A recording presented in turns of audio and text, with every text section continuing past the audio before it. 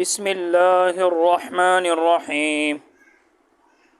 نحو اصبح زید غنیا واضحى زید حاکما وامسى زید قارئا. وهذه الثلاثة قد تكون بمعنى صار، مثل أصبح الفقير غنيا وأمسى زيد كاتبا وأضحى المظلم منيرا.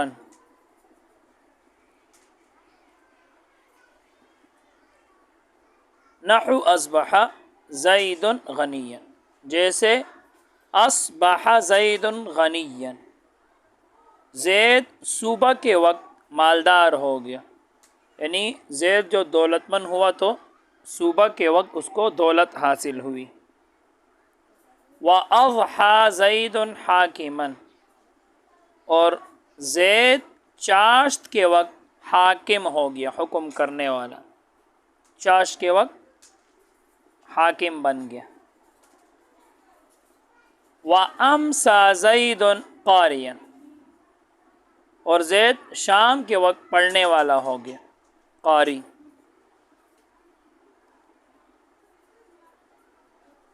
وَهَذِهِ الثَّلَاثَةُ قَدْ تَكُونُ بِمَعْنَى صَارَ، اور یہ تین جو ہے کون کون سے؟ اصبح، اضحى، امسى، یہ تینوں الفاظ کبھی یہ سوارہ کے معنی میں آتے. تو قد تکون بمعنی سوارہ، کبھی یہ سوارہ کے معنی میں ہوتے ہیں. جس وقت یہ سوارہ کے معنی میں ہو تو پھر یاد رکھنا اس کے ترجمے میں پھر صبح کا وقت، چاشت کا وقت، شام کا وقت یہ ترجمہ پھر نہیں کریں گے، پھر صرف انتقال کے معنی میں ہوگا، ایک حالت سے دوسری حالت کی طرف منتقل ہونے کے لیے صرف یہی ترجمہ کریں گے. تو کہتے ہیں وَهَذِهِ الثَّلَاثَةُ، اور یہ تین الفاظ جو ہے قد تکون بمعنی سوارہ، کبھی یہ تینوں ہوتے ہیں سوارہ کے معنی میں.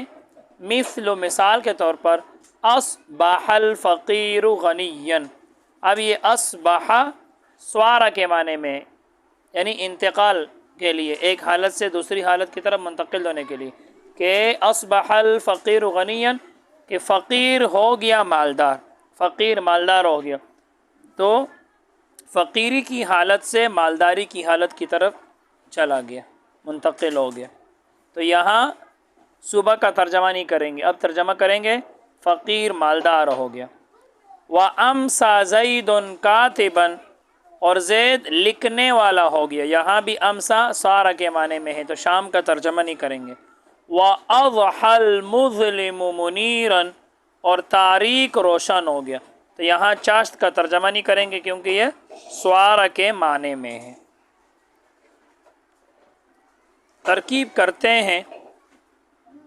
نحو مرفوع لفظاً مضاف، اصبح فعل ناقص، زید مرفوع لفظاً اس کا اسم، غنیا منصوب لفظاً اس کی خبر. اصبح فعل ناقص اپنے اسم اور خبر سے مل کر جملہ فعلیہ ہو کر معطوف علیہ. واو حرف عطف. اضحى فعل ناقص، زید مرفوع لفظاً اس کا اسم. مرفوع کیوں؟ مرفوع اس لیے کہ یہ فعل ناقص کا اسم، اور افعال ناقص اپنے اسم کو رفع دیتے ہیں. لفظاً اس لیے کہ زید دال کے اوپر پیش کا کیا ہو رہا ہے؟ تلفظ. حاکماً منصوب لفظاً اس کی خبر. اب اضحى فعل ناقص اپنے اسم خبر سے مل کر جملہ فعلیہ ہو کر یہ معطوف اول ہو گیا. واو حرف عطف. امسا فعل ناقص، زید مرفوع لفظاً اس کا اسم، قارئا منصوب لفظاً اس کی خبر ہے. اب امسا فعل ناقص اپنے اسم اور خبر سے مل کر جملہ فعلیہ ہو کر یہ معطوف ثانی ہے، معطوف ثانی. اب اصبح زید غنیا، یہ معطوف علیہ. اب معطوف علیہ اپنے دونوں معطوفوں سے مل کر جملہ معطوفہ ہو کر بتاویل مفرد مراد اللفظ مضاف الیہ نحو مضاف کے لیے. اب نحو مضاف اپنے مضاف الیہ سے مل کر یہ پورا خبر ہوا اور مبتدا محذوف نکالیں گے. مثالها اصبح، اضحى، امسى، تینوں کی مثال ہے. تو مبتدا محذوف مثالها. مثال مرفوع لفظاً مضاف، ہا ضمیر مجرور محلاً مضاف الیہ، مضاف مضاف الیہ مل کر مبتدا، اور یہ پورا خبر بنا، مبتدا اپنی خبر سے مل کر جملہ اسمیہ خبریہ ہو گیا۔ وَهَذِهِ الثَّلَاثَةُ قَدْ تَكُونُ بِمَعْنَى صَارَ، وَهَذِهِ الثَّلَاثَةُ یہ مبتدا بنے گا، اور قد تکون بمعنی صار یہ پورا جملہ اس کے لیے خبر بنے گا۔ تو واو استینافیہ، هذه الثلاثة اس کی 3-4 ترکیبیں کر سکتے ہیں۔ تو واو استینافیہ، هذه مرفوع محلا اسم اشارہ، الثلاثة مرفوع لفظا مشار الیہ، اشارہ مشار الیہ مل کر مبتدا، ایک تو یہ ہو گیا۔ دوسری ترکیب واو اسی طرح استنافیہ، هذه مرفوع محلا موصوف، الثلاثة مرفوع لفظا صفت، موصوف اپنی صفت سے مل کر یہ مبتدا، دو ترکیبیں۔ تیسری ترکیب واو تو اسی طرح استنافیہ، هذه مرفوع محلا مبدل منہ، اور الثلاثة مرفوع لفظا بدل، مبدل منہ اپنے بدل سے مل کر یہ ہوا مبتدا، تو یہ مبتدا بنا۔ آگے قد حرف تقلیل، تکون فعل ناقص ہے، فعل ناقص، اس کے اندر ہی ضمیر مرفوع محلاً اس کا اسم، با جارہ معنی مجرور تقدیراً مضاف، سوارا مجرور محلاً مضاف الیہ، یہ لفظ مراد ہے، سوارا کا لفظ مراد ہے، بتاویل لفظ مضاف الیہ۔